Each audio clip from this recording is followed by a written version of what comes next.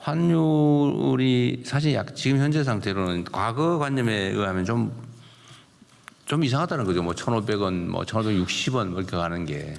그 중에 하나가 수출에 의한 경상 수지가 현재 지금 전반기에만 해도 과거 작년을 넘어서 지금 1,400억 불에 5월달까지가 1,400억 불이고 5월까지만 작년 연간이 1,230억 불입니다.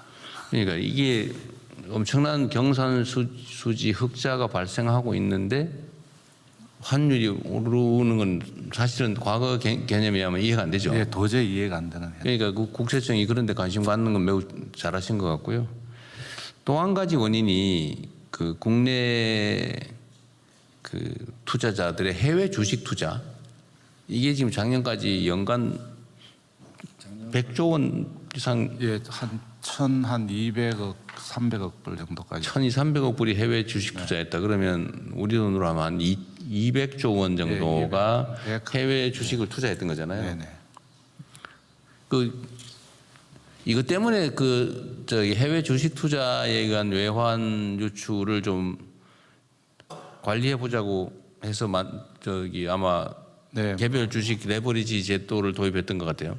예, 작년에 사실은 일반 레버리지 상품이 홍콩이라든지 해외에서는 이미 있잖아요. 그러니까 있었습니다. 뭐 삼성전자든 하이닉스든 그 말고도 여러 종목들이 있는 거 같은데. 300까지도 또 어떤 나라는 심지어 있었습니다. 그러니까 이 레버리지가 2배, 3배까지 되는 해외 레버리지 상품이 있으니까 국내 투자자들이 해외에다가 이게 투자를 하니까 그걸 국내에서 소화를 하자고 아마 삼성 그리고 하이닉스에 대해서 2배의 그 레버리지 상품을 개발했던가 봐요. 그런데 이게 어쨌든 주가의 급등에 따른 일종의 조정, 뭐 일부 급락, 이 조정을 좀 심화시켰다는 비난이 있어요. 근데 이거 지금 예를 들면 의견이 다르던데 이게 주식시장의 불안정을 심화시켰다.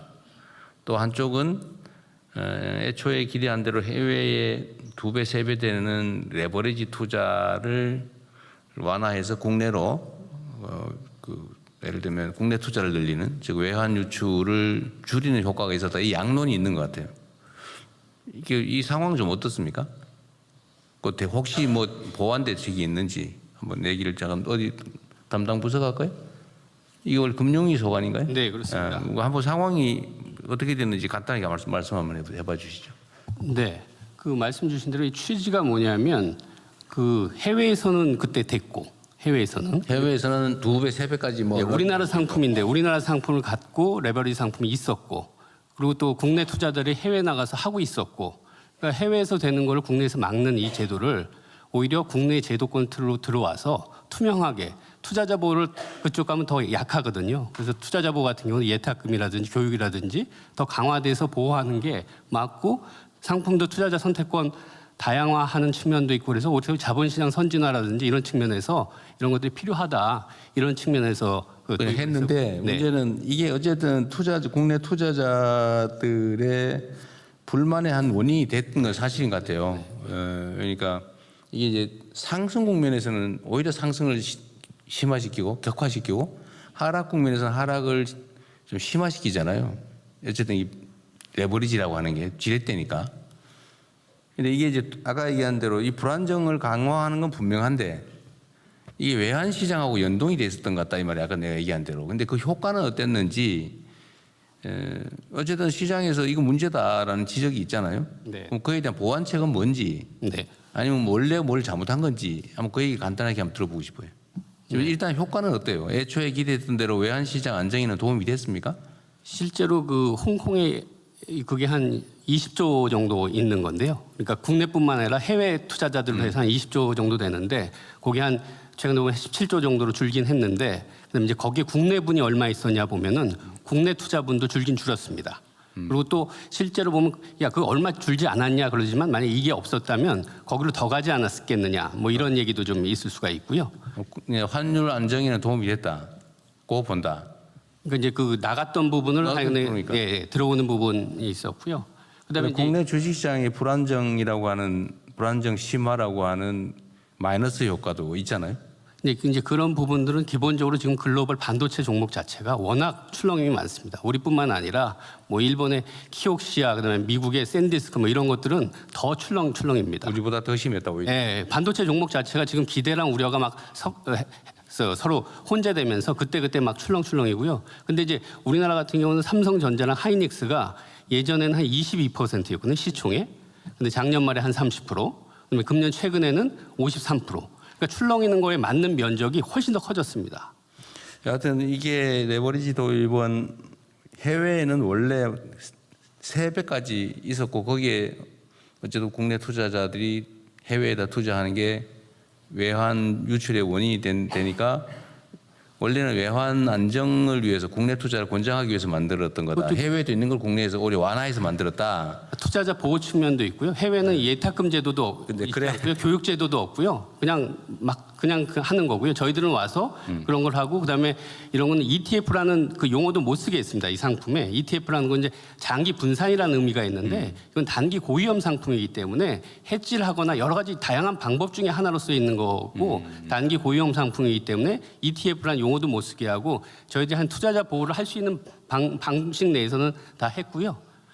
하여튼 그 당국으로서는 나름의 노력을 했다고는 하지만 시장에서는 필요 이상으로 시장 불안정을 키웠다라고 하는 비판이 있고 그는 환율 안정이라고 하는 측면의 정책 효과를 노렸다고는 하지만 뭐 국민들이야 그런 것까지 고려해야 될 건 아니고 하여튼 시장 주식시장의 참여자들 입장에서는 이거 정책상의 비효율 또는 문제가 훨씬 더 크다라고 보니까 그 어쨌든 보완책은 신속하게 또 충실하게 만들어야 됩니다. 지난주에 시간이 너무 오래 걸리는 것 같기도 하고요. 지난주 목요일 날 발표를 했습니다. 근데 그거 가지고도 뭐 이거 가지고 되겠냐 이런 지적이던데. 그러니까 지금 이 투자자 예탁금 같은 경우 기본적으로 현금으로만 3천만 원을 갖고 있어야 투자를 합니다. 근데 그 시행 자체가 뭐 즉시 하거나 뭐 조기에 하는 게 아니라 한참 있어야 된다면서요. 근데 지금 저 전산 문제가 있어서 가장 빨리 땡겨서 8월 5일 날부터 그 부분은 하겠고요.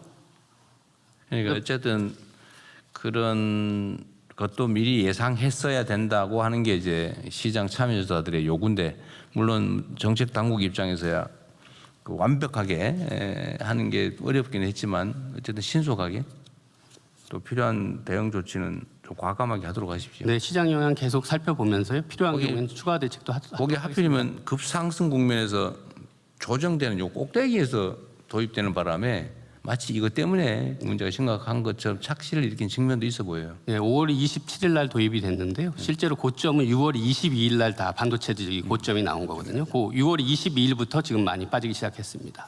대통령님 아까 말씀하신 그 외화 자금 유출입과 관련된 거는 이제 부총리님이 말씀하신 게 작년 전체로 우리나라가 해외 증권 투자한 게 1,400억 불이 나갔습니다. 작년에.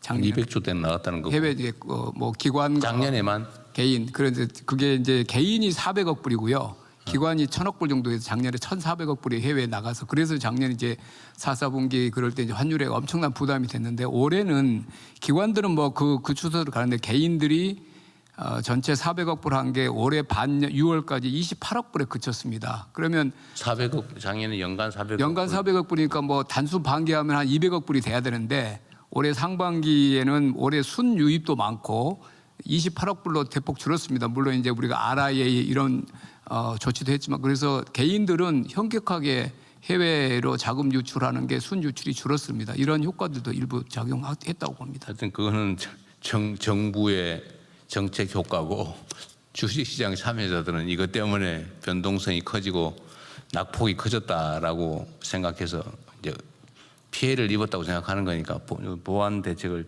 어쨌든 만드는 것도 우리 몫이죠. 정책이라고 하는 게 여러 면이 있어 언제나 어렵습니다. 이쪽을 방어하면 이쪽에 문제가 생기고 진짜 어렵죠. 우리 부처 장관님들 일하기 어렵죠. 이거 하면 저거 문제고 저거 하면 이거 문제고. 자 어쨌든 참 어려운 상황인데 또 어떤 슬기롭게 잘 대처해 갑시다.